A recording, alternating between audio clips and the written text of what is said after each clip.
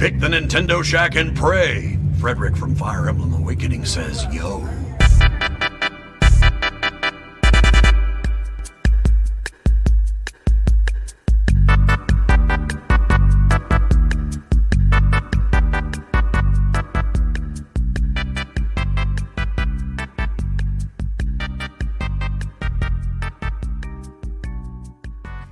Greetings, Koopalings, and welcome back to the Nintendo Shack. My name is Donnie Reese, and tonight we record episode 130 of the Nintendo Shack podcast, the best Nintendo-only show on the PSVG podcast network. I think I can say that without upsetting anybody else on the team. What do you think about that? The only show, the only Nintendo-only show on the network. This evening we're going to talk about Animal Crossing's place in the Nintendo IP catalog. Potentially, Donnie eating some crow. But before we do, I'd like to thank all of those that produce the show over at patreon.com/PSVG. So many thanks go to Edwin Callow, Barry Cathcart, Josh Borbodi, Coach Mo, who I will be hanging out with tomorrow night for NFL Draft Watch Party. We did this a couple years ago. A lot of people enjoyed it. I don't know how many people are going to join us tomorrow, but if you're hearing this, it's draft day. If you're hearing this on Thursday, we're going to be hanging out. So come join the Discord, jump into the voice chat, or if you want to hang out on the webcam, DM me. Shoot me your thing. I'll get you in the call. But Coach Mo and I are going to go live, just talking about the NFL Draft while we're watching, and hopefully enjoying dinner or whatever, drinks. Thanks Chris McElfresh, Devin Tyus, Kyle Heyman, Paul Calicote, Michael Masick, Zach Bradshaw, and Nick Falhaber. So thank you so much for helping us produce the show. We got a lot to talk about tonight. It's been an interesting week here in Nintendo Land. But before we do, let's catch up on what we've been up to. Rebecca, how's your week? How you doing? My week has been a little bit busier than normal. Not quite as much gaming as I was bragging about last week. But I was still managed to get in more Animal Crossing, as always. Got to check my island every single day. I've got my Nook's Cranny upgrading. It was closed today, so I'll have all the upgrades tomorrow. So I've just been doing more of that. I don't really think I have anything new to add about that. Over the weekend, I got back into Rocket League a little bit. Because they had added a new mode called Heat Seeker, which was kind of a little bit like Pong. For those, I guess, who maybe aren't familiar with Rocket League, it's kind of like soccer, but with cars. That's like the best way to describe it. But this mode specifically was when you hit the ball, it would like purposely seek the other person's goal and kind of like lock into it. And every time you hit it, it goes faster and faster. It's kind of like Pong. That sounds very fun. Excited. It was so much fun. With the full teams on both sides? 3v3. 3v3, okay. 3v3. So, like, I'm not really good at flying in that game, but that game got me a lot better at flying, that mode. So I was playing that on Saturday with my boyfriend Sam and his cousin, who lives pretty far away. We were able to play with the cross-play. And then we went to go play it again on Monday, but it turned out that it was over. The event was over in just one weekend. Oh. Which I remembered in the past that Rocket League had a couple of like special modes that went on, I thought, for longer than just one weekend. But I was thinking back to last week about how we were talking about how Splatoon rotates their different modes. And I really wish that like they would have a category with all of the special modes and maybe just rotated them, because now I might never get to play Heat Seeker again. Sure. If they never bring it back. And I don't know. I thought it was a lot of fun. Your description had me thinking of like table hockey.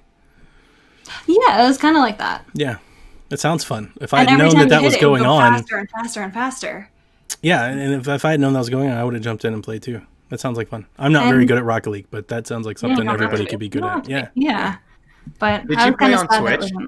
I was on Switch. I was doing cross-play Switch with 2 PS4 players, which is really nice. Okay. And played fine on Switch? Yeah, I mean, there's like 2 modes. There's a performance mode and I think like a graphics mode that you can choose between. I choose the performance mode. Yeah. But I mean, it plays fine. I don't really notice too much of a difference. The only difference that I think makes like the PlayStation version a little bit better is the what are they called? The triggers. How like you can kind of control your speed a little bit better. Okay. Because like, you know, like with the PlayStation controllers, you can push it down like slightly to go like. That's true. Yeah. That's the only advantage that I think the PlayStation has over the Switch, but otherwise it's pretty similar. Cool. So I'm still thinking about Heat Seeker and can't be playing it. I didn't finish Gree, but I kept playing it. I thought that I would have a little bit more time to play it this week, but I only got to, I think, the second color. So I had like the red color, Yep. added the green. Yep. It's so beautiful. Yep. The art style reminds me of, do you know Child of Light? That game? Mhm. Yeah. Like the I adore that watercolor game. Yep. aesthetic. Mhm. I just kept thinking about that the entire, like the two games are nowhere near similar, but just the art aesthetic. They're reminds similar. me of it. Yeah. But It has that canvasy, like you said, watercolor kind of Mhm. picture, but even like the lines like kind of have like that softness to it. It's like a motion, you know, it's like an art, you know, a masterpiece art just It in really motion. is. It's And so beautiful. I feel like I'm not, maybe it'll get a little bit better as I go on, but I feel like I'm not really sure like what's going on, like what I'm supposed to be doing. Are you It's just going kind of through like platforms, or Yeah, and it's it's just a jump button in this there? is Like, gonna make it sound bad, but it's not a bad thing. It's almost like a walking simulator type of game where I'm Okay. just It walking kinda and is. jumping and That's fine. moving, and Mhm. like the environment interacts as you walk and jump and Okay. move. And that sounds bad, but it's not bad. Mm-mm. It's pretty. No, it's and not bad it's at all. soothing. And this week has been a little bit stressful with the stuff going on at work. So like I do wish I had jumped into it a little bit more, just as like this is a good calming, you know. I think you're the anti- only other person here on the entire team that's ever played this game. Really? I think when it came out, I think I may have done like 3 or 4 straight podcasts about it. Like everybody has to play Gree, and I don't know if anybody did. Maybe right. Kyle. Like Kyle It's usually definitely dabbles different. into. I think it's just a lot of folks aren't really into that. It's the gameplay is minimal, but that doesn't mean that it's not special. Like you've got to find out how to trigger all the events in the scene to get to the next scene, to get to the next environment, and the Yeah. use of colors plays a I part. feel like I have a lot of aha moments with it, like Mm-hmm. where it's not hard to figure out, but it's like, oh, I didn't realize I could do that. Like, Yep. there's also a lot of leaps of faith. Like, I get to a cliff and there's nothing, and it's just like, okay, there's nowhere else to go. I guess I'm jumping. So, But when you hit one of those transitional cutscenes, yeah, where it Yeah. adds the color, so beautiful, so Yeah. beautiful. it's worth it. Yeah. That's it for Nintendo. I'm still kind of working my way through Mass Effect on PlayStation. That's cool. It's going well. cool. Still PlayStation 3 of all things. Still PlayStation 3 of all things. Goodness. That's Come terrible. on. That's Listen. awful. I mean, I feel bad for you now. I haven't told the story yet because it's a Nintendo show. We won't talk about it. But I offered my PlayStation 4 Yeah. to you. And then literally the next day I was on a podcast and Lucas was talking about wanting one. I was like, hey, if you want it.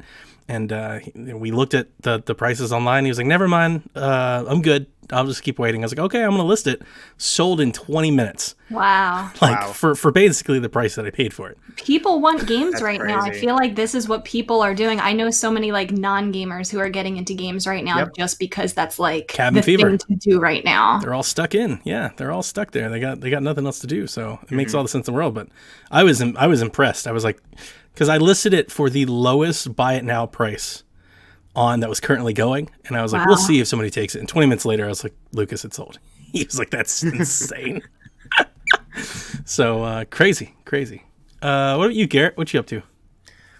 So I've been playing more Mario plus Rabbids. I'm almost done with that game. So apparently after the third world, I think this is the last world. It really feels like it. I'm probably on the second to last level or something. I'm facing the Rabbid version of Wario and Waluigi, if you remember that one. That one doesn't ring a bell in terms of like how far into the game I was, but it's been a minute, you know? Yeah. But I basically went through the story. It looks like I'm about to face the final boss or whatever it is. I think the little dude like fused into this Firebird Phoenix. I'm like, I have no clue what's going on. I just like the gameplay of this game. So finally got Yoshi in there. So What world are you on? I'm on World 4. You're halfway through. I'm halfway through. Oh, okay. Wow. It's a long game. It feels like the end game. I'm like, this feels Oh, kind of hang short. on. I might be reading this wrong. I was. Yeah. I was reading it wrong. You're on World 3? 4. I'm on World 4. Okay. Yeah, you're coming up. You're good. Yeah, My bad. Yeah, I'm basically almost there, and then I'll get through the DLC as well. I looked up at a chapter list and it went 1, 2, 3. I didn't realize that they were all like in sub menus, so I had to expand Right. them. But yeah, you're getting there. The naming conventions and everything. Yeah, so I've been playing that. I haven't been playing much games this week just because of just life, class, and work. So I haven't been playing too much.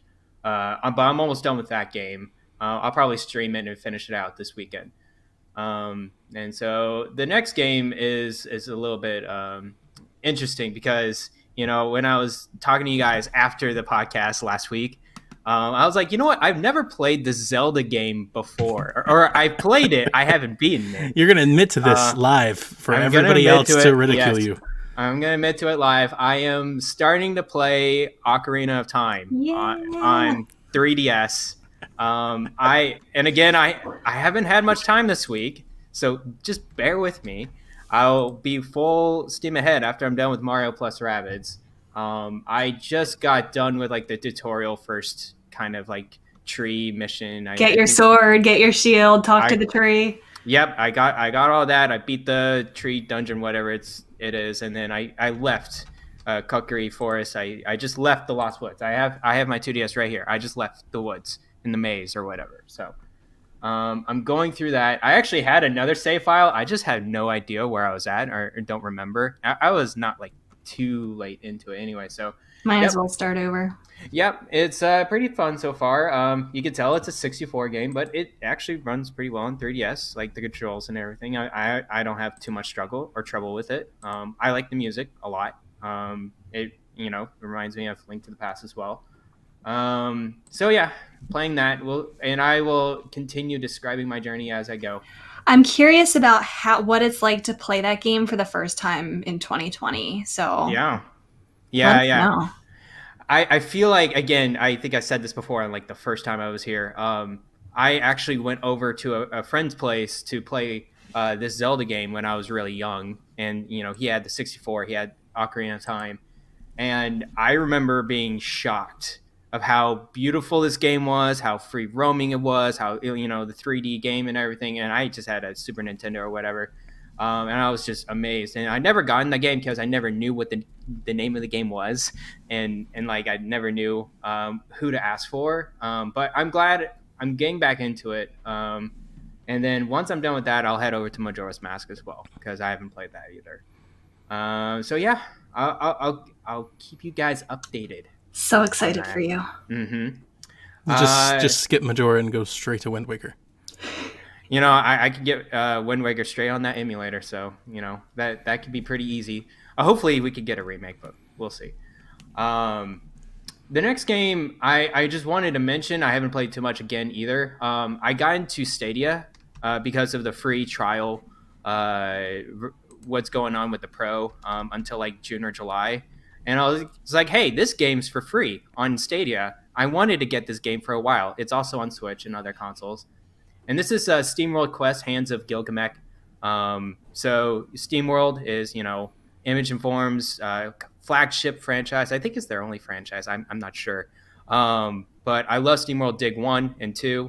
And SteamWorld Heist. I love those games a lot. So they just put the same kind of steampunk kind of franchise into a turn-based strategy card game. I'm like, you just got yourself a Garrett Blank game right there.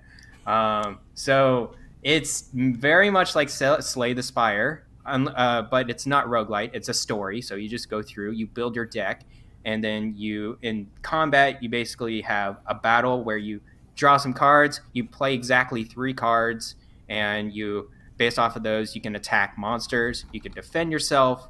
I like the story so far. Again, I only played 30 minutes of it, so I don't have huge impressions on it, but I will be playing that a lot more because that really digs my style. I love those type of games. And it's deck building. It's accumulated over time, unlike Slay the Spire, where it's like you build your deck throughout the series of battles until you lose, and then you completely restart over with a different character. So. But yeah, I'm very excited to start that game up and see where that goes from there. The last thing I want to mention, it's not a game per se, but I've been running this little experiment with Animal Crossing. I haven't shared too much on the PSVG Discord, mainly in the You and Me and Capri Discord. They have a huge Animal Crossing fan base there. Basically, what I'm doing is I'm gathering data for turnip prices. And actually, I have 7-ish people right now, and they are recording all their prices on this Google sheet for me. And what I've been doing, I've been taking this class. It's the last class I'm ever going to take. Basically, what it is machine learning. So you build up this algorithm to predict certain tasks or future. So what I want to do with these turnip prices is use this data to predict future prices. So I can try to build up some form of an algorithm or model with the class I've taken and see where it goes from there. I know there's a lot of other AC turnip price websites. I've seen them. I've seen the magic. I know people have cracked the case, but I want to see if I can do it myself. I think it's a fun little exercise. But yeah, if you are interested, I might share it out on the Nintendo Shack Discord, or if you could DM me. I like to take all the help I can get with this data. I was gonna say, if I had known you were doing this, I've been tracking my prices. I can send them to you. Yeah, I'll send you the link. All right. It's just a Google Sheets link, and you just tap in what your number is on that day. Is the idea to be able to possibly predict when Rebecca's price will spike? Like, Yes. hey, next week your Yes. bells are going to be super high. Yeah, and like hopefully ahead of like 2 or 3 days time, or even a week would be fantastic. Yeah, I would try to figure that out. That's super I know cool. I know people have figured it out. I'll see if I can do it now. But yeah, that's what I've been up to. Fun. Mm-hmm. Well, before I jump in here or anything, I just want to turn a light over to the Shack, or to the chat, where Sean is calling Ocarina of Time overrated. Which is Press the insane. floor. I think I've heard other people call it overrated as well. I think that it might not live up to today's standard of Zelda games and games in general, but I think you have to recognize what it was for its time. And that can't be overrated, in my opinion. Is this a case of not dying a hero living long enough to become a villain? I think Possibly. when you have a game that is so great, whether you want to call it like objectively great or subjectively, right? Either one. Whenever you have anything that's so beloved and so adored, throughout time, you will always start to generate some sort of resistance. I mean, I just think that's just natural. Anytime anybody's like, collectively, we can all agree this is great, there's somebody in the world that's like, actually, I didn't like it that much, and I thought it. I mean, that's just that's just human nature. It's just going to happen.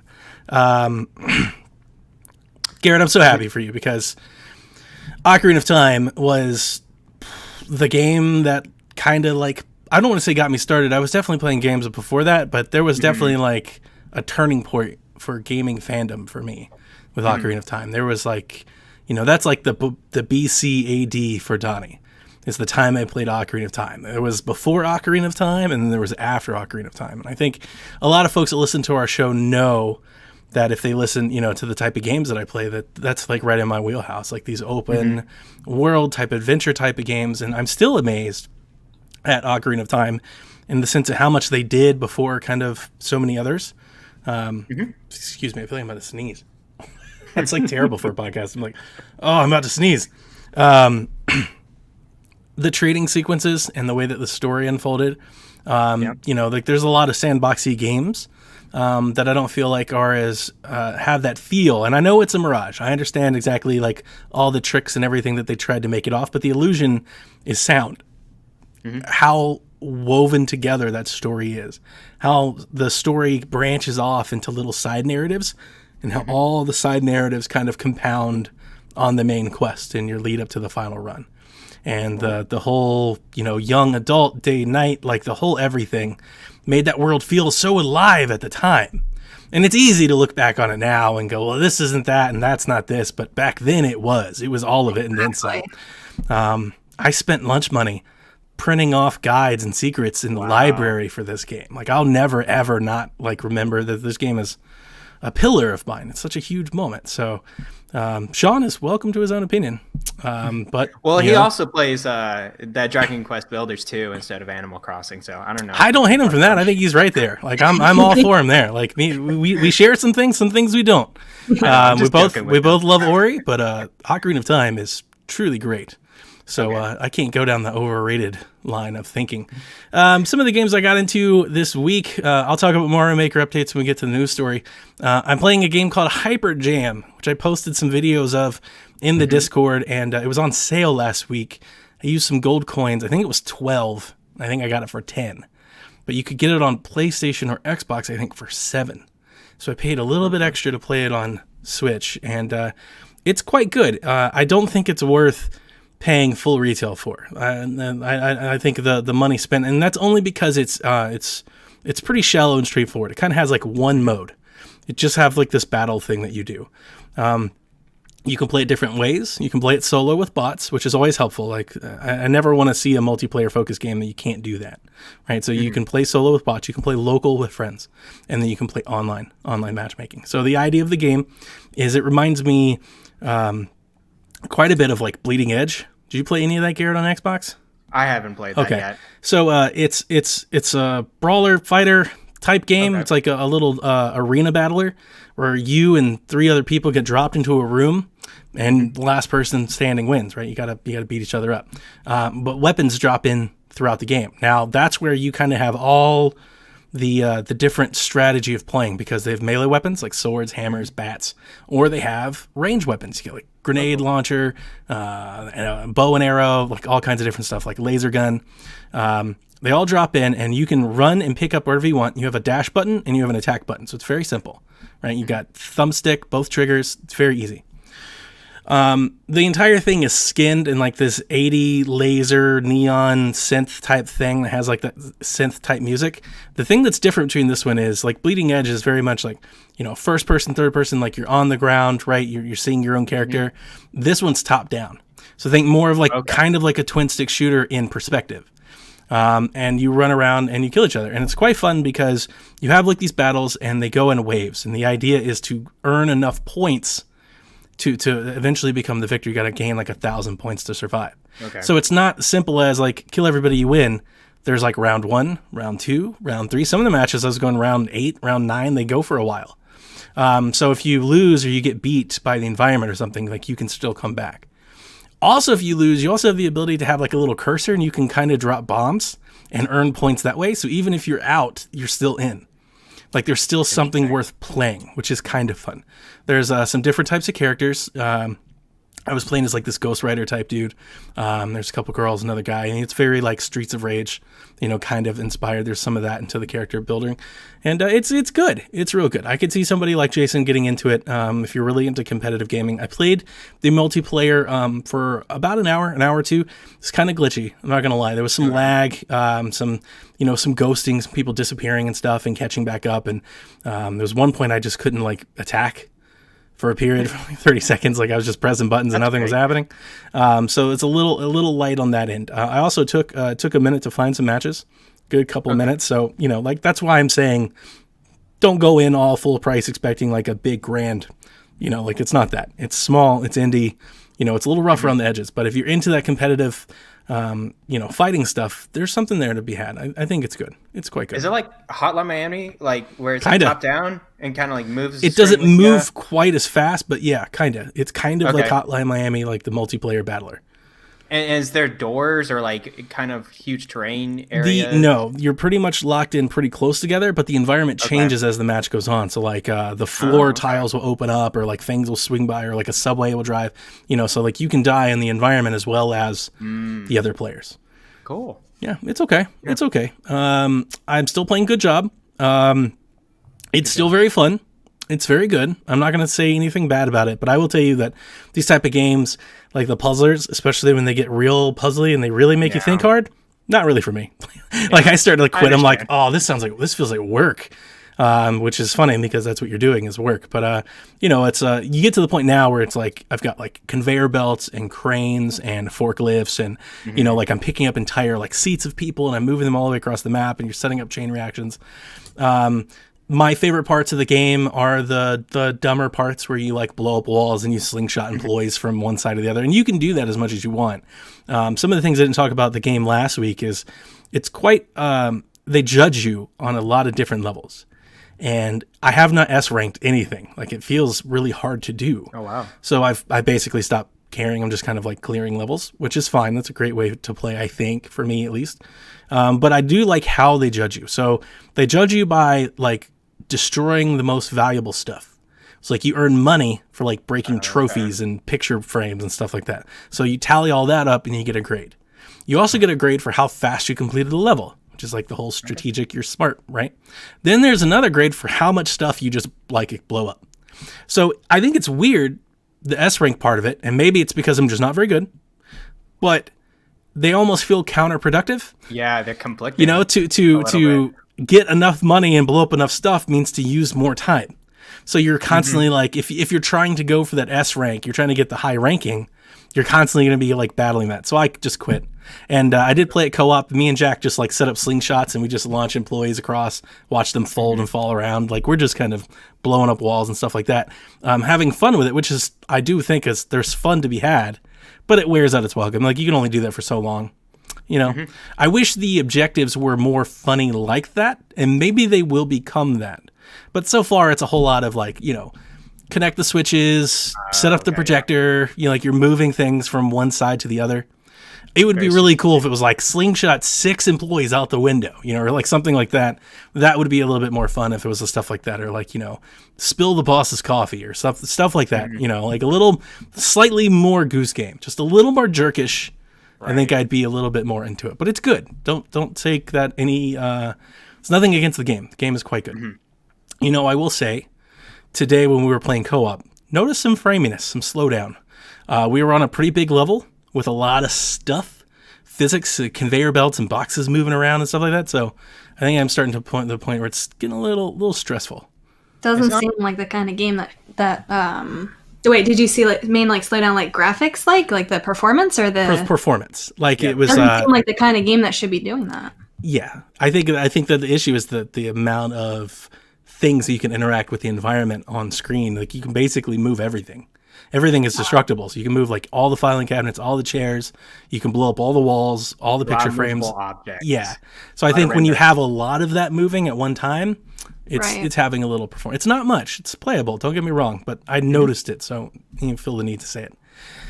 And then the last thing that I'll say before we hop into the news is I've been feeling like I wanted to get into something.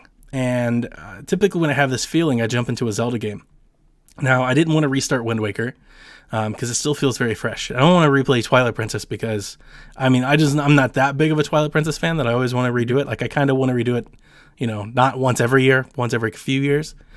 But I kind of want that experience, that big experience. Like, I was even like, man, I should just play Breath of the Wild again because it's obvious that's kind of what I'm jonesing for. Like, I want to replay like a Far Cry or a Zelda game. I want to get into something. And I completely forgot that this past fall I had bought and started Darksiders 2 on Switch, and I had played like the first, like the opening part, and then into the second part where you get to the world tree and you take out the dude's demons and you start going underground and all that. And I was really impressed with the port. I think it's a great port, actually. I think it's one of the best ports on Switch in terms of graphics and performance. Now, it's an old game. It's not to be like, you know, like I want it on. This is where I'm conflicted because I'm of two thoughts here. I want to say, I don't want to give them credit for making a 10-year-old game run well on Switch. But in the same breath, there are 10-year-old games like Saints Row that don't run well on Switch, right? So it's like I'm conflicted. But this one runs fantastic. It's beautiful. It looks every bit as good as I've seen it on anything else. I'm sure it's better if I went side by side, but on the Switch's little screen, it is as good as I've ever seen it. So I jumped into it and I started playing it and I got lost into it and I played it for like 4 hours and I'm so happy because it's one of my favorite games of all time. And if you love Zelda games and you've never played Darksiders 2, you owe it to yourself to give it a try. It's not that whimsical, cute little cherub tunic Link, but the gameplay is quite familiar and it's basically a tribute, an homage, a complete ripoff, whatever you want to call it, but it's basically a Zelda game. And I had no idea that game was like a Zelda game. I've seen it so many times, but I've never heard that comparison. 2 more than the others. So like 3 is more like Dark Souls is not misleading, but that's kind of what Very they were going action for. It's very RPG. actiony. 1 is more brawlerish. 2 is like the medium between the two. It has a good story, but it has incredible dungeons with lots of traversal. You were constantly like swinging across pillars and climbing walls and jumping across bridges and dungeon crawling, and it brings all of that Zelda vibe back. There's also like, I wouldn't call it open world, but there's also like Hyrule Field levels of openness where you ride around on your horse and you go around to different places. It's very Zelda-ish, and I love it. Darksiders 2 is fantastic. That's awesome. So I'm playing that, and I think I'm just going to keep playing that because it really kind of fit the bill for what I was wanting to Scratch that Zelda itch. do. Yeah, it's getting it for me. Another game that's like, I wouldn't say similar, but like the port's really good and it's on sale. It's Dragon's Dogma, Dark Horizon. That's a game I've been paying really attention close to, but I heard the port is really good on Switch. I got so it, and I played it. I didn't like it, but I Yeah, won't. okay. I mean, I thought it was fine. I guess I didn't know what it was, so I can't tell you how well the port is. I thought it ran fine on Switch. I just wasn't into it. Okay. Tim's in the chat. Hey, dude, thank you so much for jumping in. He says that he agrees, but he said it's also like God of War, Darksiders 2, which I would agree with, except that God of War, especially the older ones, which I think is what he's referring to, way more actiony like combat than Darksiders, which is. I mean, Darksiders definitely has a lot of action in combat. Like Yes. you've got scythes and everything, but it's not like Chains of Olympus throwing 6 dudes in the air and whipping them all. You know, they're similar but different levels. I think they're just different enough that I think they're a little bit different, but very much the same. But yeah, if you like God of War, I would say if you like the new God of War, if you've never played Darksiders 2, you should give it a try because it definitely has kind of like grand story, you know, like this like big life tree, your death, trying to save your brother from the Nephilim that are gonna kill him for ending humanity, and you got to bring it back. You know, it's just very grand. All this big stuff going on. It has a loot system, right? Yeah, and there's all Okay. kinds of stuff. I'm in. Huge inventory. You can upgrade your boots and your arms and your shield and everything. All different I'm kinds in. of weapons. Yeah, you can customize to your heart's content, man. Horse Sounds armor. like a Garrett game. Horse armor. Here we go. This week in Nintendo, NPD lists Animal Crossing as the #1 video game based on dollar sales for the month of March 2020, beating out Call of Duty Modern Warfare, MLB The Show, Resident Evil 3, NBA 2K20, and Doom Eternal. Okay, Love to see it. the title of the show is Animal Crossing Goes Mainstream, and we have a lot of Animal Crossing news to discuss. So I've got a lot of bullet points here. How do you guys want to do this? Do you want to interrupt me after I say one, or you want me to read them all and then talk about it? Are you doing the Animal Crossing updates? No, we'll stop. We'll stop before that Okay. for sure. Okay. Maybe just read through all of them again. Okay. These launch numbers for Animal Crossing New Horizons surpass any Mario or Zelda game in the United States. It's the 3rd best-selling Nintendo game ever. Not on Switch. Let me say that again. The 3rd best-selling Nintendo game ever, behind Super Smash Bros. Ultimate and Super Smash Bros. Brawl. It's currently the 2nd best-selling title of the year in the United States, behind Call of Duty. And today, SuperData estimates that Animal Crossing sold 5 million digital copies in a single month, more than any other console game in history. The record was previously held by Call of Duty Black Ops 3. This roughly matches Super Smash Bros. Ultimate and Pokemon Sword and Shield's first month digital sales combined. Wow. Wow. We did not expect that.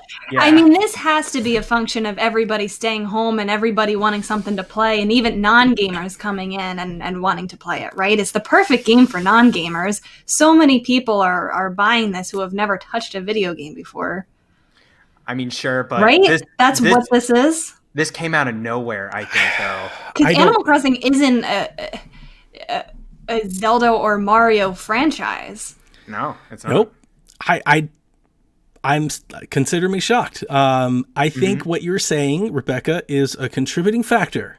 Yeah. I don't know how much blame we can give that contributing factor alone, because that contributing factor alone is not propping up all the other games, it's not like, Yeah. like 2K That's or true. Call it, it's just this game.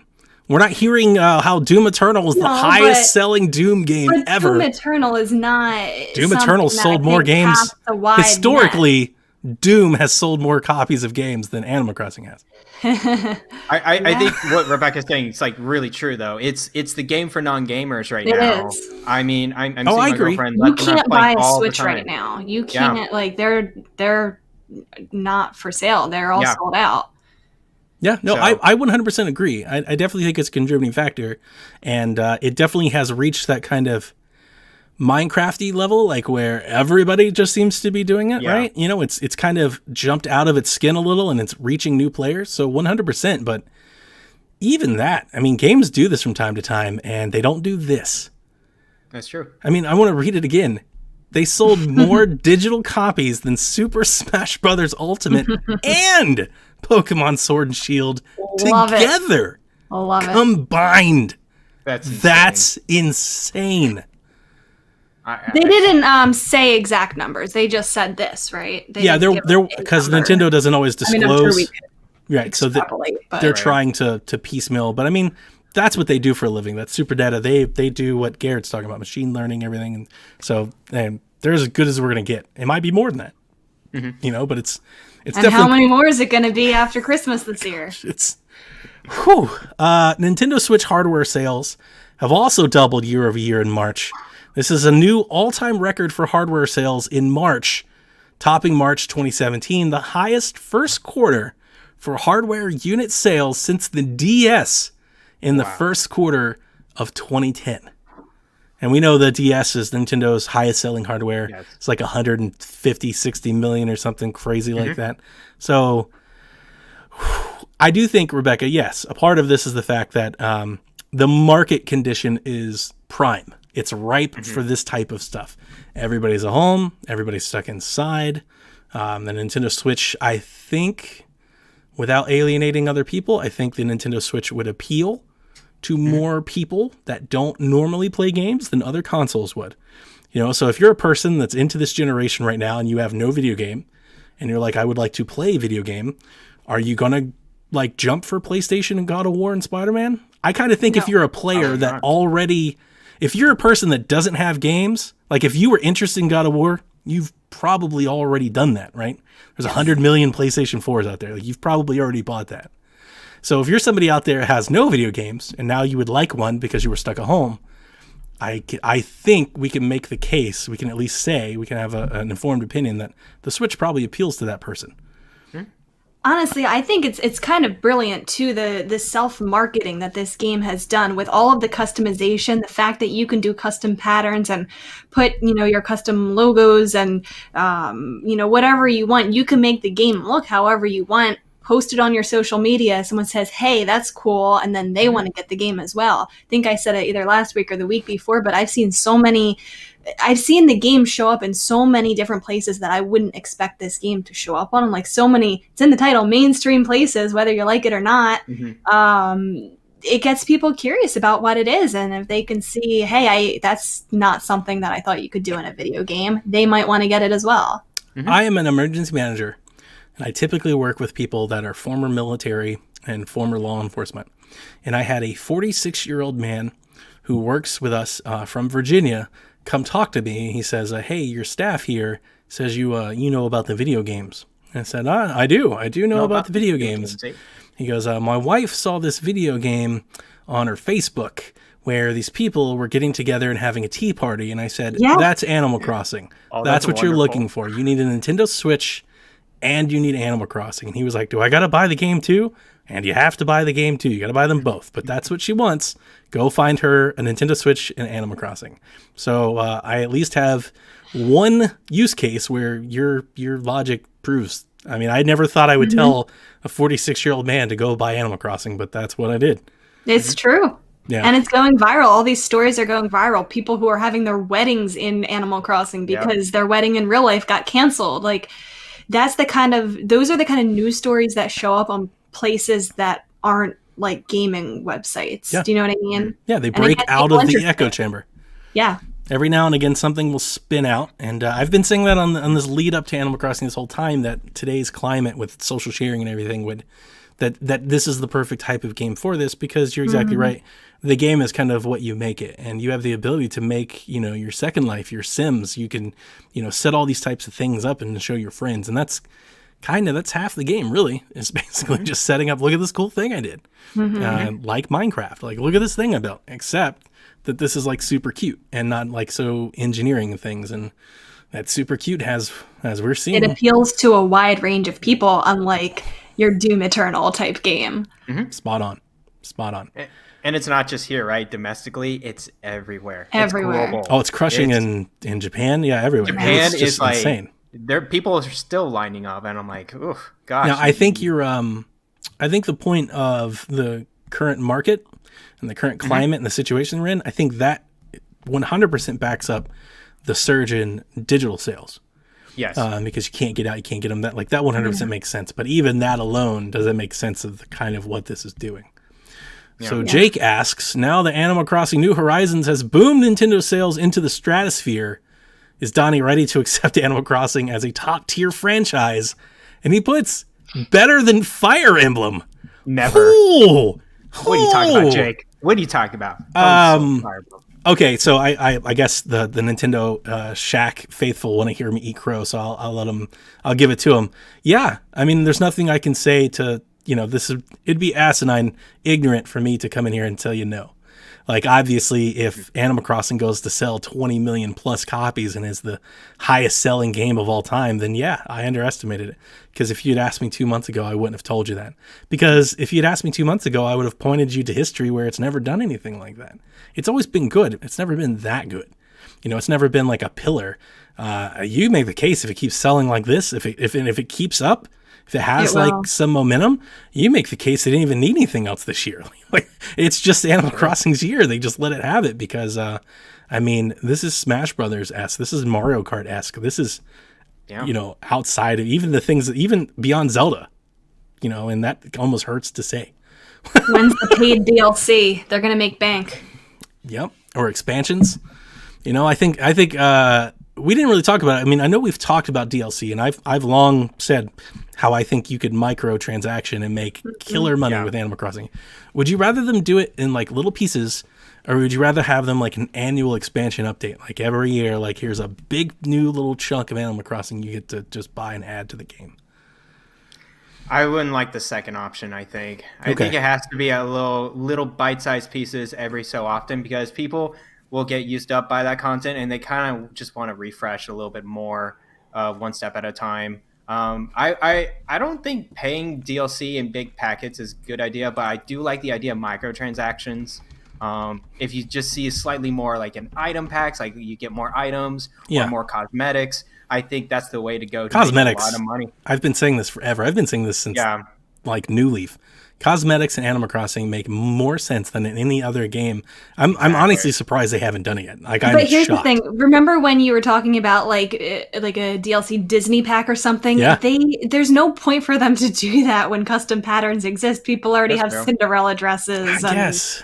You think, but nobody's gonna buy that. But you think they could do it better? People will buy it. Right? It would or have to be special design it somehow. They could make it so ornate or so specific that you can't remake it. Because they're going to have better options than what we have. I get your point. You're 100% right. But that's also kind of the point, like, why would you ever make a Mario game? Because they'll just make it in Mario Maker? It's like, but I kind of would rather just have it from Nintendo because they're better at it.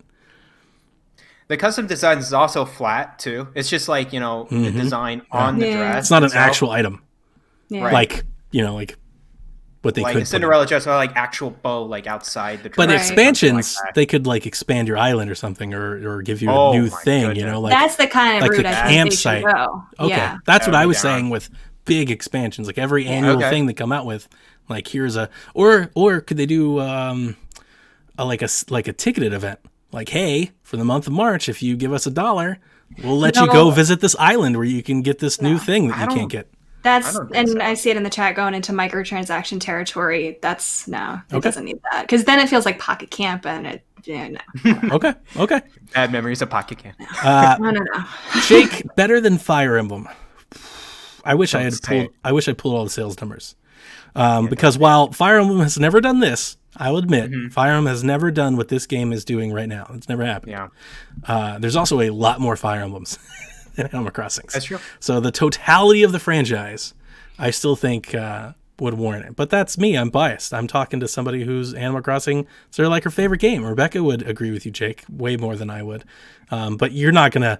I've given you that I was wrong, and that Animal Crossing is the ish, and it's gonna go up on the pedestal, a huge trophy in Nintendo's favor. It's on the mantle. I give you that. I do think that this game is moving it closer into that top tier franchise status. Without a doubt. Definitely not there before this game. Now it definitely. Without a doubt. If they followed up with another one, then you're talking. Because this is Pokemon level. Like, this is what Pokemon does. Yeah. It might. I think even this game. I don't. It's Sure. Just, I've been saying this. reread what you just read. They Like, can milk this out, guys. Like it could be years before we get another installment. So it'll be a long time. It was 8 years, I think, since New Leaf. It's pretty incredible. And I say that as somebody who I've played Animal Crossing before, played this one, wasn't as into it as I was in other ones. Right. And it's like, who cares? Like, nobody cares what you think. Everybody else loves it. It's tremendous. It's tremendous. But the Animal Crossing train does not stop there. Animal Crossing continues April 23rd. Is that today? Tomorrow. Tomorrow. A new update rolls out following adds the following characters, features, and a limited time event. So Leaf's Garden Shop, Jolly Red's Treasure Trawler, Nature Day, which will run from April 23rd through May 4th, the May Day Tour, May 1st through the 7th, International Museum Day, May 18th through the 31st, and Wedding Season arrives June 1st through the 30th. So you're talking about Nintendo roadmap. What do you need to even hear about other games that are coming out? You just get Animal Crossing, you just play this until July 1st, apparently. This was way more information than I was ever expecting. I was thinking, okay, they're going to make a little trailer about whatever or the Earth Day event's going to be. But no, they hit us with events throughout June. Yeah. June, that's 2 months from now. Chat's telling me the update's out now. It is. Okay. Yeah. It's out See, now. I wouldn't Never know. mind. I didn't play the game. So thank you for the correction. And it just came out like within the hour. Oh, nice. I see. Nice. So, I mean, obviously, I wanted to throw to you, Rebecca. What are you excited Oh about? man. I mean, just knowing that they have so much in plan to support this game. If we're getting all of this for the next 2 months, I feel pretty confident that they're going to have plenty of stuff, at least, for the rest of the year, through the rest of the year, hopefully already planned. I know that plans might have changed because of, the given world situation right now, but none of these things are like huge, but they're all kind of like what we were saying, like little things that they're adding and improving to bring me back every day. Keep playing. I did notice a lot of these things though are things that people noticed were missing from launch. Oh, yeah. So I have seen some criticisms about people saying, oh, they held some of this back from launch. And they're holding even more back, right? There's like more characters, Can you blame them? more Yeah. stories. I don't blame Is them. it a bad but idea? here's the thing. Like, I don't think that's a bad idea. Like, for one, sure, it might sound like they're holding back and like making it seem like it's more content. But the thing is, it is content. It is more content, and I would rather have that stretched out throughout the year than all at once and have myself get burnt out with everything. I feel like there's something new to do every day. I already talked about how it felt playing that first week or two where it's like everybody's already beat it. So, But I haven't. right, I say hats off to Nintendo for showing everybody it's like, no, there's tons and tons. We're going to keep you playing. We're going to give you as much Animal Crossing as you could want. So, And it gets people excited because for longtime players, these are familiar faces. Red, we saw, I think Rover was one of the characters on one of the tours. We saw the Cyrus and Reese for the wedding season. These are familiar faces to fans, and they're also new faces, new characters to... apparently I said Leaf's name wrong. I got Caro Caps flooding our chat, Leaf? which I is, think that's right, Leaf. Is it Leif? I think she said Leaf. Leaf. I don't know. Leif. Look, here's what I'm going to say. Because I got the Leif. reaction that I did, it's hereby Leaf forever. It's Leaf. I knew a guy named Leif. That's how he spells it. It's Leif. Wait, how did you say it? Leaf? It's Leif, right? Leaf? No, it's Leaf. Like, I know like it's on a definitely tree. Leif.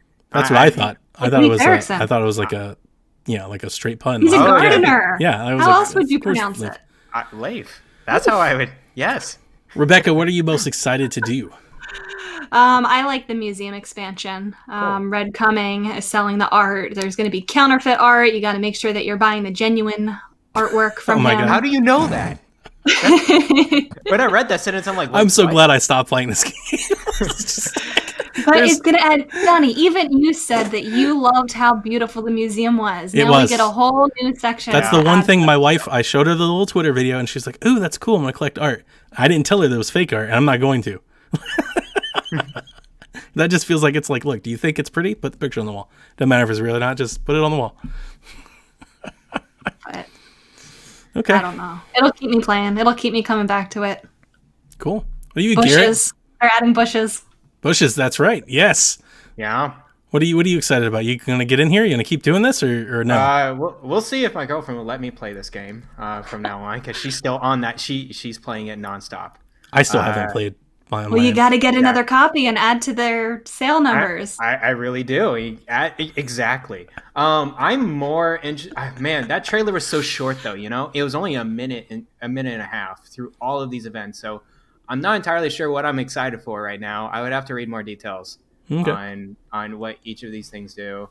Wasn't there one period where you go to an island and figure out mysteries? I think that would be kind of cool to the figure May out. Day tours, yeah. The May Day tours, and that's only a week. That's a weird thing with these events. They're all different time spans, right? Yep. They're throughout June, but some do overlap. Can we do Yeah, a field day where we all get together and play dodgeball or kickball or something? Mm-hmm. I'll play then. Okay. That's what I want. You know what I want? I want a golf day. If we have a golf event, Oh, of course. I'll put in more hours than anybody. This guy. I think I was a little bit worried that every single event was going to be a repeat of the Bunny Day. But this shows that they're mixing it up. It's not going to be all, collect the little things from the trees and then get sick of it after 2 days. Sure. Yeah. Okay. Well, guys, again, Animal Crossing goes mainstream. This is huge. And we've been talking about the Discord quite a bit. I know Garo's had lots of words to say, but I mean, this is massive. The success that it has, the momentum that it has, the momentum that it continues to build, and the roadmap that it looks forward. I mean, Switch owners, Animal Crossing fans everywhere, I feel like you got to be on cloud nine. This is kind of everything you could have ever wanted to see. Right? Love to see it. Yeah, yeah. All right, something I love to see is Splatoon 2 news, which we thought we were over with, done with, but we're not. Special demo event arrives April 29th through May 9th. The demo will allow players to try out Turf War, Ranked Battle, Salmon Run, and, quote, more. I wonder if they're going to let them play single player. That's what I was wondering. I was like, I don't know if that's going to be part of it. Splatoon 2 will be available at a discounted price on the Nintendo eShop during that duration, and a free 7-day trial of Nintendo Switch Online will also be available, so you can play online with friends. The second piece of the Splatoon news drop, and probably what's more important, is a release that the company's announced that they will bring the game to version 5.2.0, and starting May 22nd, ending May 24th, guys, we're having another Splatfest. Team Catch Up No idea how happy I was. will square off against Team Mayo. Splatfest will return to see who is going to be the victor. So my immediate reaction that I tweeted was, this makes perfect sense. We don't know how all of this is really impacting Nintendo's release calendar because they've been pretty tight with which dates. But let's just assume that, like everybody else, that they need to push some games back because they want to release them when people can buy them in stores. What a better way to kind of bridge that gap by releasing some updates to some games, some DLCs to some games, and This getting is people absolutely- playing the games they already have. Absolutely Perfect what they're timing. doing, I think. Perfect timing. They're filling in those gaps with their schedule with things that we can still do and look forward to. Yep, we thought we were all done with Splatfest and Splatoon They 2. said they were, yeah. Yep. Yeah. I would love to And see it's them not- announce it's that they're not doing more. necessarily- Well, here's the thing. They called it a one-off, so it doesn't sound like they're planning on doing more Splatfests, but they also have said 3 different times that this is the last update to Splatoon 2. And they keep getting us and it was always new a lie. weapons and new buffs and everything. This is, for people who don't know, a repeat of the very first Splatfest Right. in the game, the Ketchup versus Mayo. So it's not going to be new. There's not going to be any new shifty stations for it or anything. The maps will be the same. But I'm okay with that. I mean, I think they just reignited the flame within the Splatoon community. Yep. I'll jump back into it. I'm so we're excited playing. for it. Yeah, We're definitely Yeah. playing. We're streaming. Absolutely. We're playing. We're We're- playing we're together. Team Eating. Mayo, Nope. just so everybody knows. Kyle Team asks. Mayo. Kyle Mayo asks, won last time. why is Donnie so afraid of converting to Team Mayo on Splatoon 2? I think Rebecca and Garrett may have to help him see the error of his ways. Mayo has healthy ingredients while ketchup is too overrated. So why, Donnie? Okay. Why? Good point. I hate mayonnaise. I really do. I can't eat anything Okay. with mayonnaise on it. There are two things that will get me to like throw up or choke or just put anything down. Onions and mayonnaise. Those I don't two like things I cannot do on anything. Not even like mean, blended when and you mixed in think of sauces. it, Like I'm like no. Not even like a Really? little thin layer on a Mm-mm, sandwich. absolutely No not. aioli. Just to give it like a little bit of. like The a flavor. reason that I hate mayonnaise is not just the fact that I don't like it. That's not the reason. The hatred's much worse than that. There are all kinds of things I don't like that I don't care about. The reason that I hate mayonnaise is because I live in Georgia. And it doesn't matter how many times you plead with Southerners in Georgia not to put mayonnaise on the sandwich. They always put mayonnaise on the sandwich. It's like a curse living here. You can't get a sandwich without mayonnaise. I have literally gone to Sonic and been like, no mayonnaise on the burger. And they're like, okay, no mayonnaise. I'm like, no, listen to me. Please do not put mayonnaise on the gotta burger. Pull the I'm allergic card. That way they really won't. And then they give you a freaking burger with mayonnaise all over it. It's like a rite of passage down here that everything you eat is covered in mayonnaise, and it's disgusting. I mean, if there's too much mayo, I totally get that. But you can't tell me that that's worse than There's nothing. sugar that There's no pretends such to be thing tomatoes. down here below the Dixie line as too much much mayonnaise. mayo. Yeah. Okay. Like- They don't do a thin layer. Okay. They scoop it. It's in scoops. It's like an ice cream scoop of mayonnaise they shove into I your have sandwich. dipped French fries in mayo, though. It's not that bad. Oh, Have you had egg salad, potato salad, any of that? Nope. I mean, that's loaded with mayonnaise. my wife knows. She's like, absolutely Oh, not. It's like, man. yep, I Wow. can't do That's it. some amazing stuff. That's right there. the way you feel about mayo is the way I feel about ketchup. So Yeah, ketchup. How's it Yeah, you possible? don't want too much. You can't have it's too much. sugar that pretends to be tomatoes. Okay. Like If I sugar want pretends to be everything. Tomato, I get a tomato. I like tomato too. Like just like mayonnaise, you can have unhealthy and healthy mayonnaise. You can have unhealthy and healthy ketchup. What's healthy? What's healthy ketchup? There's Is that- make no your such own thing as ketchup. healthy ketchup. Make your own ketchup? What? I don't know. What? I don't. I'm just talking. I have no idea. I'm not making any of this, but All right, ketchup is fine. It's just not well on sandwiches, hot dogs, or anything, except for just French fries. Really, it's really just potatoes for me. oh man, and you get ketchup. like a nice ballpark Frank with some ketchup, some Ew, no, cheese. no, like, mustard. it's- Ew, and then there's people that put ketchup on their eggs. Stop. I don't do that. I mean, to be honest with you, I'm not like super into ketchup. Like I'm not here to like tell you my Better than love mayo. of ketchup. It's the fact that I hate like Well- I don't even know like which character is representing which team. It doesn't matter. Like this was 100% anti-team mayo. So put up your dukes, you two, because you're going down. Oh, There's going to be whole groups of people that pick ketchup because it's Marina. that's true. Dang it. So now you have, But you have mayo- two reasons to choose Team Ketchup. One, best character. Two, Yeah. not mayonnaise. That's all the reasoning you need. Mayo did win the first time, so it'll be interesting to see if it wins again or if ketchup will triumph. Revenge. We will see. Revenge. I will be avenged. But definitely we're gonna stream Yeah, this. let's get a Shaq thing going. Yeah, we always stream the Spotfest, so we're gonna do this. We're gonna Cool. stream it. I'll find out whenever, come May. That's a long time from now, but whenever we get into it, we'll stand up a room if you guys want to come join us in the Discord and chat and all that. We'll do that. We gotta- I probably haven't played Splatoon 2 since like I'm going to late be 2017 playing or whatever. D-Rusting for preparation, like in preparation for Yeah, this. me too. Because I saw Piper. He's been streaming it, and I'm like, dang, I want to get back into Splatoon. I know. I used to It be looks somewhat good, so yeah, I need to know a get lot of back people put into it. thousands of hours on that game. I'm like, whew, It's my most played game on the Switch. Nice. She's a ringer. You've got her in your team. I think I'm alone. I've had very few people that shouted out. Other people. Lots and lots of mayonnaise people didn't like my anti. I did look it up though. I looked up the stats for it out of curiosity with like who won, and ketchup did have the popularity vote last time. Of course Okay. it did, because it's not mayonnaise. Like that's come on. But you were saying because it seems like more people like Mayo right now. We're seeing all these Mayo people come. Hashtag Donnie Forever Alone. That's the case. So this is the case with me. Like I can never seem to pick the right team in a Splatfest ever. I'm always on the opposite. And I'm not trying to do it. I'm not doing it out of. Man. I'm not trying to do it like out of coolness or being alone or anything like that. I don't pick based on the characters. I just pick whatever the better option of the two are, and I just go that way, and it's never the right way.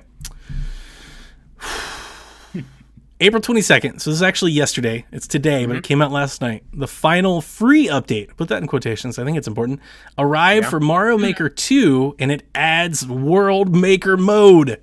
Huge. Courses created by a user can now be tied together on a path from the starting point on a world map to an end castle.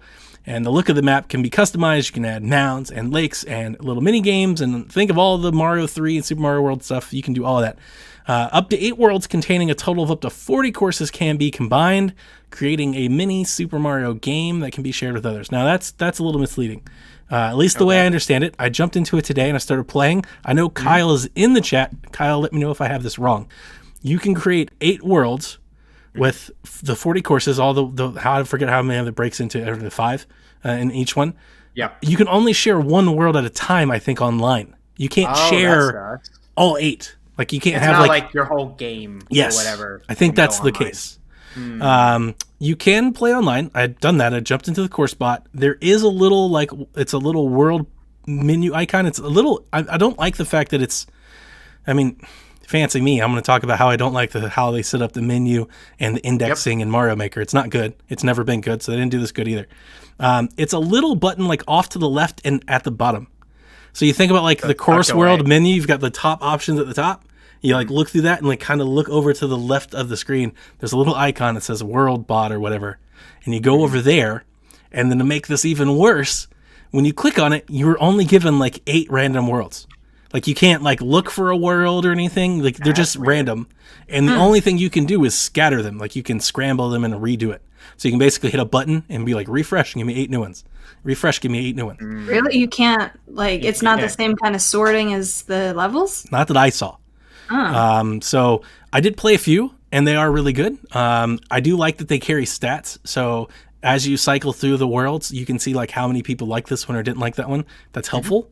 But obviously it's not what I would like it to be. I would love to have a giant ranking list. I would love to be able to play more than one world, or at the very least, let the users upload all of their worlds. So you could go to a user and play their game versus just their one world. I thought it would have been like that. It's not. I'm a little afraid that maybe I'm mistaken, but I played it today for like 2 hours and I didn't see anything like what you're thinking. Huh. So when they showcased it on like the update, it looked like one of the characters, like the Super Mario World, they like put their own name in there too. It's like Super. Oh, it does that. Yeah. Joey World or whatever. 100%. You can play Super Kyle World and Super Donnie World, but it's only the one world. One world. Yep. Oh, that's weird. So I guess you could like rotate which one is up at any time, but like you can play your own game and people like on your Switch could play it, but I can't come and play your game. Oh, okay. So it's a little, That's weird. I think it's a little misleading how they kind of presented it, and it's okay. I'm still very, very excited they even did this. So don't get me wrong. This is amazing.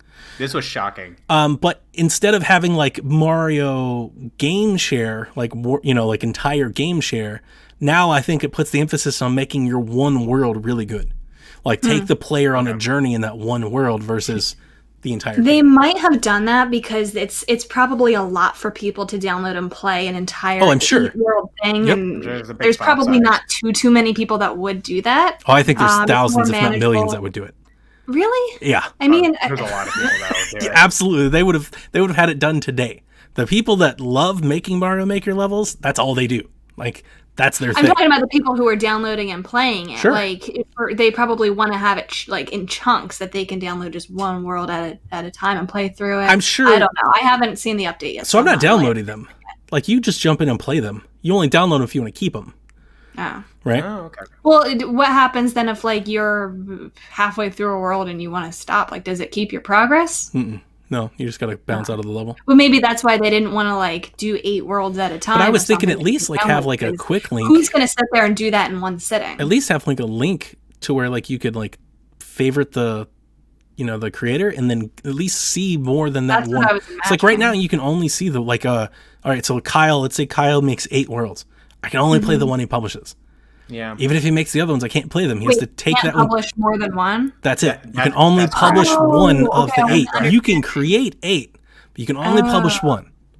Okay, I totally misunderstood. I'm hoping they That's- update it and fix it, and I have hope because they've updated and fixed this game so much to this point. Yeah. You know But- what I really think the reason why that they're doing this though? I think they're afraid of server space, right? I think it would be a Some lot to series that we're paying for now. well, I mean, like uploading a huge world like that. Good I point. don't know how much space that they have, right? cares? Or how much capacity We're paying they for it. have. They have the money too, and we're paying so it's like, for it. why are we making know. excuses for $1 billion I mean, company? I know you're paying for it, but They have all the logistically- money in the world. Might be what their I thought mean, is. they're not gonna fund like, hey, you can publish your one world. No, You're they're gonna probably hide right. it. You're probably the right. reason why we don't have, all these cloud saves and That's why they went and because- turned on the sure. Splatfest server again. They're like, hey, go plug that in. We're going to do the catch-up thing again. Do it. Yeah, blow that dust off. No, you're probably right because you remember like they had all the issues with the first one where you couldn't like you couldn't transfer all of your old stuff to the new one, and they Yeah. finally put that in. And then they had like one where they like started erasing people's stuff.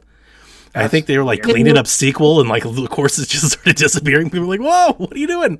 So this is our final free update. I know you put the free in quotation marks. They never added the amiibo costumes, Mm-hmm. Nope. which a lot of people wanted. Yep, me included. They added Link, which is the one that matters. It is. I'm not gonna lie to you. That's the one that matters. I would love the Pokemon and the Animal Crossing things to come too, but the one that matters was Link, and they did add Link. So, but you're right. They said final free update. So that begs the question because they made a point. They said it's the final free update, which begs the question: will there be paid updates? I think there will be. I think they'll come in more assets, tile packs, 3D world stuff, and all kinds of stuff like that. Styles, like the type of. As they don't know. release Odyssey and Sunshine and Galaxy and all these things, you can start throwing all kinds of Do you stuff in Mario think Maker they'll for go the 3D route with I it? don't know. I mean, they put Cat That's Mario a lot in there. more space. That's a lot. Yeah, that's not going to be a Hang on a Mario sec. Maker 2. That's a Mario Maker 3. That's not what I'm saying. Let's be clear. Not make 3D game. I'm just saying tile asset packs, just styles, backgrounds, characters, just throwing stuff in there. Makes more sense. Yes. Now, Super Mario Maker 3D 3D. would be cool. It Getting makes so it much wrong. sense. Yes, that would be cool. That's like basically Dreams. Yeah. True. I mean, I don't want to make that game. I don't really make Mario Maker stuff now. I have. Yeah. I think it's simplistic enough that I will dabble. Like I dabbled in the world builder today. I changed all the tiles. I moved some mountains. You can add all the mini games, which is super fun. I don't think you can add like secrets, like secret passages. Maybe I haven't unlocked it with Mario Maker. You got to like do it to unlock it. But that was something I didn't see. And I was also wondering if they had like keys. You know, They like do, I think. I Do think they? they said that. Yeah, Okay. Yeah. And I think they seen- said warp pipes on the map. Is that what you're talking about? Secrets? well, like secret level. Like let's say I go into a ghost house and I go out like a secret door. I can go to like this level versus that level. Yeah, I don't know. I don't think any of You that. could do that too. I've been seeing streams, Okay. like left and right with Mario Maker, and this one guy, he doesn't stream anymore, but that's his thing. He like competitively went through a lot of hard courses, and I thought there was one that was like a secret. Kyle door says the room pipe course. is the closest thing to secret paths. I don't think the secret Okay. paths are in there. Because when Okay. they Maybe I'm first thinking of something else. when they first unveiled it, I was like, "Oh my god, this is going to be amazing!" And then you get it, and you're like, "Well, it's not quite as amazing as I thought it was, but it's still good. It's still cool to make a little Mario 3 like overworld. Just making the map. Honestly, for all the things that I just said that I wish it was, if they would just come out and been like, "You can't share it online, you can't play with friends, but we're totally going to let you make this little mini map," I would have still been like super awesome because it is awesome. It's very nostalgic and it hits that bone for me. Do you want to know why I'm excited for the World Maker mode? Sure. I am not a huge Mario person. People know that. I am hoping that it's opening the door to someday having a Zelda Dungeon Maker. Oh That is yes. my Yeah. dream. I could go on about that all night. You would have to cut me off. But I know that they might have been experimenting it with the Link's Awakening Dungeon Maker, and now Not I great. like cannot help but think that this World Maker might also be opening the door to that. I mean, I think the demand is there. They see it, right? Yeah. The moment they did Mario Maker, that was a thing. I need it. I will never need to buy another game ever again for the rest of my life if I hear get a that, Zelda Animal Dungeon Crossing? Maker ever. That will be my game. It's so funny you say that because I would not be quite as excited for Zelda Dungeon Maker. It's like, Yeah. especially if it's 2D. Link to the Past. Give me Link's Awakening. Give me Link Between Worlds. See, my I whole will spend thousands of hours. motivation for playing those games is to get the items to complete the story. Yeah, If I'm the just story playing is the endless thing, amounts of yeah. dungeons, it feels like a waste of time. I'm like, I don't But know what I'm doing. if they make it so that now you can like make a bunch of dungeons and link them together as a world type thing, then there could be that sense. You could of maybe progression. tell a little story. The world builder that I was dialogue. the world map that I was playing earlier with Mario Maker the guy had went in and put all the little notes as I was playing along in every level, and it was telling a story. Oh, that's cute. It was like this person the wizard captured this person here, and you gotta get over the giant obstacle there. And I was like, oh, it this really is brings awesome. out the creativity in people. Oh, it's so good. You could do the same thing in Wargroove as well, where you like make up your own levels, and then you can actually make a whole campaign with dialogue, with characters, and Wow. you can pop them up, and you That's can great. put the text in there, and like it's cross play as well. So if you want to do a PC, you can upload that, and you can download it on Switch. So That's Hey. great. been I'm downloading open with to that. them showing me why I need it. But yeah, I know a lot of people have been excited about it ever since Mario Maker 1. They were like, Zelda Maker. I was like, Yeah. I don't know. I don't need a full Zelda maker. I just need a dungeon maker. That's I'll take Yeah. it. In addition to the world map, you also have all the Koopalings now. Greetings, Koopalings! Can be put in the user courses. You can put them at the end of every map. And a slew of new power-ups are also on the way with the Super Mario Bros. 2 Mushroom, the Frog Suit, the Super Acorn, the Boomerang, Cannon Box, Propeller Box. The Super Mario Bros. 2 Mushroom is the standout here because of what it's going to do to how you play Mario Maker. Because with that, you can ride folks. You can jump on a bullet bill, be shot across the level. Right, you can pick up people, you can ride on all the things. So that the moment they showed it, I was like, oh, Mario Maker folks are going to lose their minds over this. They're going to set up all kinds of stuff with secret switches and stuff. You got to take rides over to. They're so good. I always said this. I thought I was a great Mario player until Mario Maker came out. I was like, I am not. I am average at best. But I do love Mario Maker. It is a game that I continue to play. I was playing it last week. I didn't talk about it because it's just more Mario Maker. And then this update came out, and I was like right away. I messaged Kyle instantly. I was like, we have to go do this. So for those of you that join us on the Discord, we have a Mario Maker like level share, like a bookmark little club. It's at the bottom. So if you guys see any cool worlds that you think somebody got real creative with, bookmark them. Like throw them in there, put in the code, and we'll play them. It's a lot of news. We've been going for over an hour, and we're not even done with it. It felt like there might have been a direct this week. Like The last bit of news is Super Mario 3D World has appeared on Best Buy's website, which is like news, but not news. It's like Yeah, it's there. It's been super rumored, and so it just gives It's coming. credence there. I don't think an employee does I've always said this. I don't think people just put up these listings. Like these listings just Right. don't get made. So Super Mario 3D World's coming to Switch as it should have been already, and I will totally buy it. Yep. Okay, so let's get into Shaq questions. It is an hour 15. Give me one, and we'll see if we can do another one.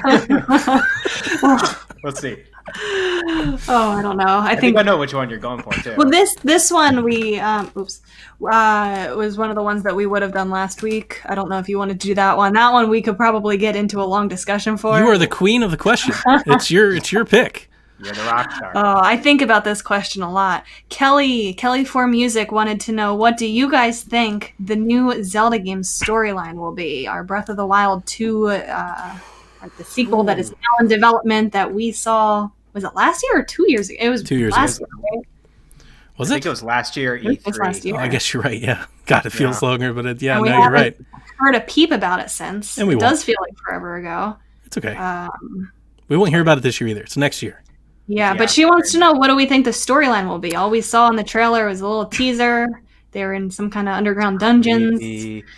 The Okay. castle sunk into the Dark ground. We saw So, Ganon. The idea Ganondorf. that I pitched Sean Capri before we ever saw the trailer is I wanted to flood Hyrule, and I wanted it to be like a spiritual successor to Wind Waker. I wanted Ganon to come Sounds like back, a Donnie's dream. creates the global flood. We rise the sea level of Hyrule, but you can go underwater now, and you revisit like all the Zoras and everything. And so it's still the old world that you know, right? But it's new because of the flood. I always thought that was good. But based off of what we saw, I don't think that's the case. So what we saw, if I can recollect my memory of this, is we see Zelda and Link traveling underground, I presume to be under the castle, because that's kind of like where they were, right? Yeah. And they see Ganondorf. Not Ganon, not Calamity Ganon, not the Beast Ganon, not the Pig Ganon, not the 80 different thousand creations of Ganon. It would have been awesome, though, if we saw Shogun Ganon. That would have done it. Like, he's just down there with a sword. All the forms. Oh, man, it would have been great. So there's like a green hand Yeah. that I'm not sure if this is my recollection or if, like, my son watches all the theory videos on YouTube, and I know I was talking to Caroline about this, so I'm not sure if this is even how I remember it, but there was like a hand that was holding him in place. And Yeah, he was kind of like levitated up. right. Kind of like with his But back. we see that like Link has like a hand thing happen. But we also see that like Link gets grabbed by the hand, like as if he like fell, but we don't see them fall, right? We just see the characters and then we see them grab him by the hand. So my assumption is that the hand stops holding Ganondorf in place to save Link, and that allows Ganondorf to resurrect. Really come back. resurrect. Right.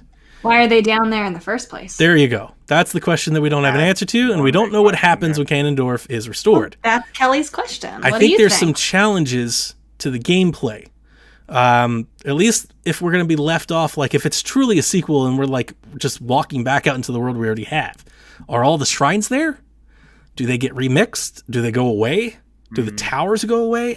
I feel like it would be hard to do that game without the towers because they're so important to traversal. So you kind of have to give the player another reason for using the towers and or the shrines, maybe. I did go on Bobby's show, I think last summer we were talking about it, and one of the ideas that I spun off that I was just thinking of literally just off the cusp of my head was what if like he comes back, he takes over just like he did before, he takes over all the stuff, right? Because they got to give you something to play. Like that was such a big part of the first game. I don't think you just get rid of it. What are you going to do? You got to do something. So he takes over all the shrines and towers again. You got to unlock them all. What I was thinking, what I think might have been missing from the first Breath of the Wild was the elemental nature of the dungeons. And I thought it would have been cool if you could theme different regions of shrines and a true dungeon, if you could theme them to an element or an item. Instead of letting you just have them all, right? Like you have all the runes to do everything. Like let's like make this like the volcano shrines. That's and on these my are wish list as the well, water yeah. shrines. These are the frost shrines. And then what I was thinking is instead of like doing the shrines to unlock the tower, you do the shrines to unlock the dungeon. So just as like the tower rises, the entrance of the dungeon becomes available after you can beat these shrines, and the shrines kind of compound upon themselves. So like this entire region's shrines are set around the hookshot, and you do all of them and unloads the dungeon, and guess what dungeon this is? This is I the like dungeon where you're going to do the hookshot, like a lot of hookshot. So that's kind of what I was thinking from just the mechanic side. Now story, I don't know how they weave all that in there. I've long said I hope you get to play Zelda. I really do. I would love like a Last of Us type thing, not where you play together, but I would love to where you play as one until something bad happens, and then you rescue the other. And that was kind of my impression from the little trailer, at least from a tease. It might be overreading or over promising or over expecting, but I would love it if something bad happens to Link, so Zelda is now the hero, and she goes and does something until Link comes back into the fold, or vice versa. And then together at the end, you pair up to become super awesome.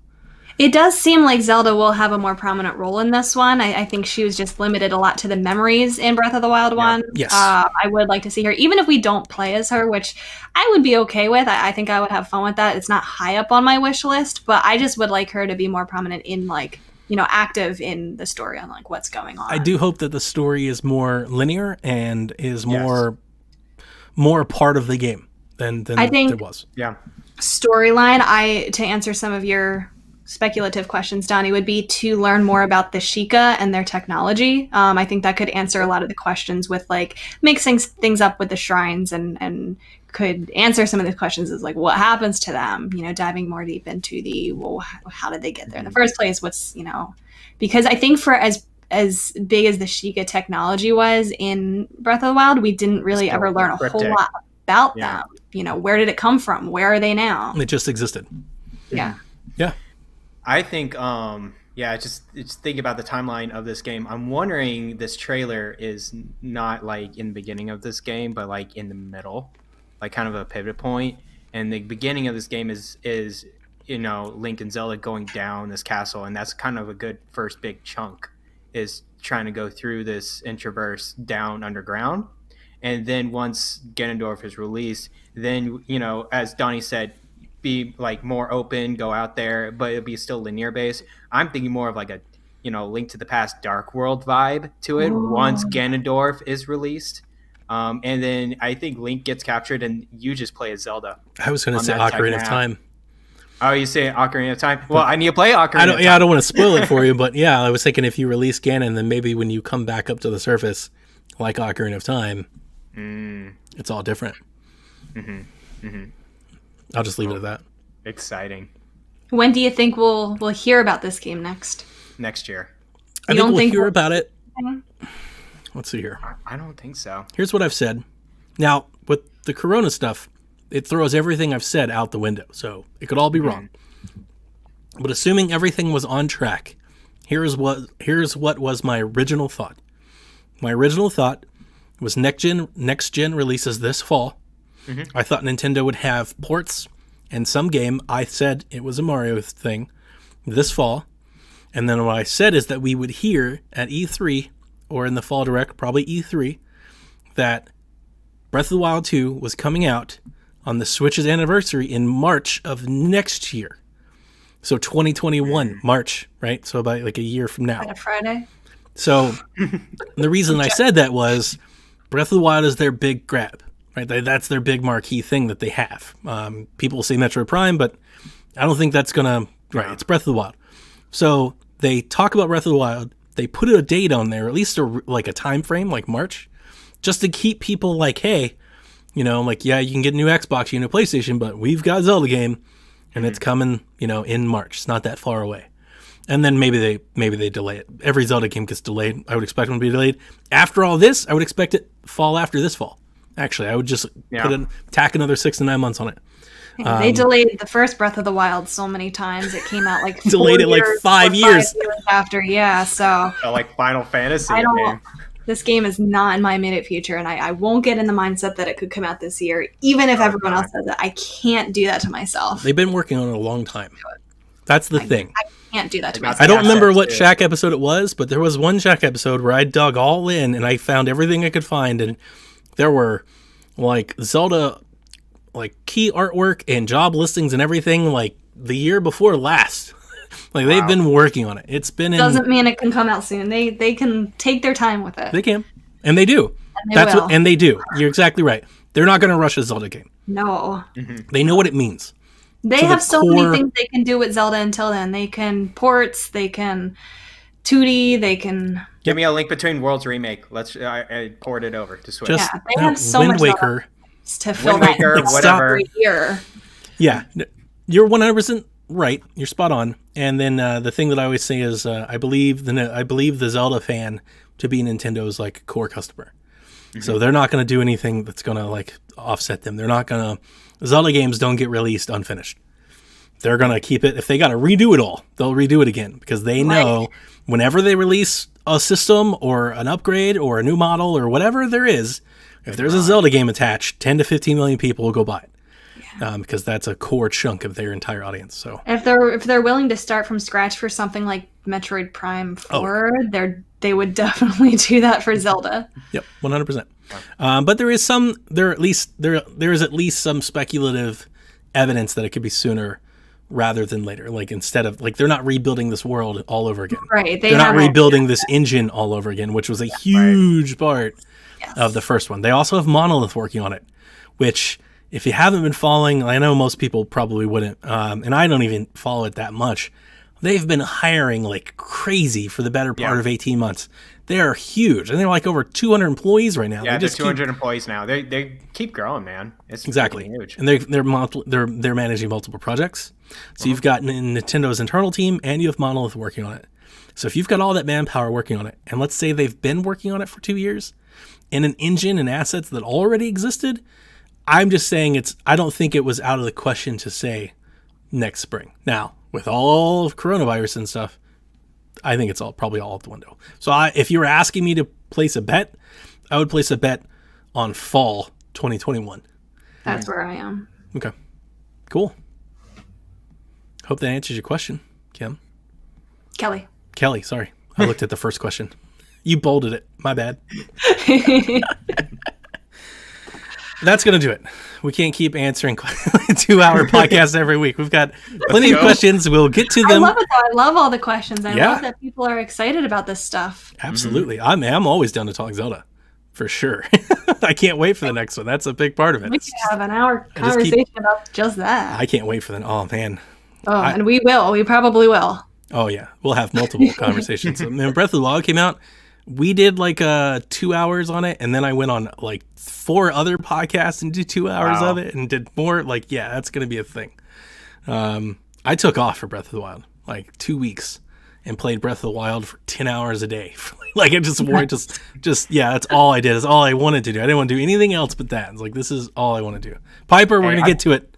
I'm telling you, we've got 10 questions here. We're working our way through them. We're going to get there. Okay. Anything else, guys? I think that's it. I love hanging out and talking Nintendo with you too. Me too. It's It's been fantastic. fun. Yeah. Can't wait till Splatfest. Oh my gosh. We're going all out. We're gonna spray that white all over that map, Donnie. Uh-huh. That's exactly what we're gonna do. Smelling mayonnaise Everywhere. everywhere. There's so many other innuendo things to say. You're gonna be nauseous from the smell. That's gross. That's mayonnaise, Donnie. That's real gross. Oh, it's We're gross gonna either be way doing you want to cut it. We're gonna be doing Splatfest stuff in the Discord. Everyone should join us. Definitely. We're gonna do. We'll either throw the voice chat up or sometimes it's not always ran well. But I got a new computer. Maybe it does better. But in the past, we've stood up like a video chat room like this, and then we'll just put all of the webcams along the stream and just throw everybody in there and just go nuts with it. We'll try to do something like that. I could share my screen too on that. Ooh, voice we could chat. dual room. We could have multiple rooms. That's true. Yeah, That's good. Yeah. Okay. I'm in. All right, that's going to do it for us this week in the Nintendo Shack. Thank you so much for those of you watching the live show, for those of you that listen, and for those of you that submit the ever-important questions. We'll answer more of them next week, and keep sending them. We love having them. We will talk to you next week. Good night, Koopalings. Bye-bye.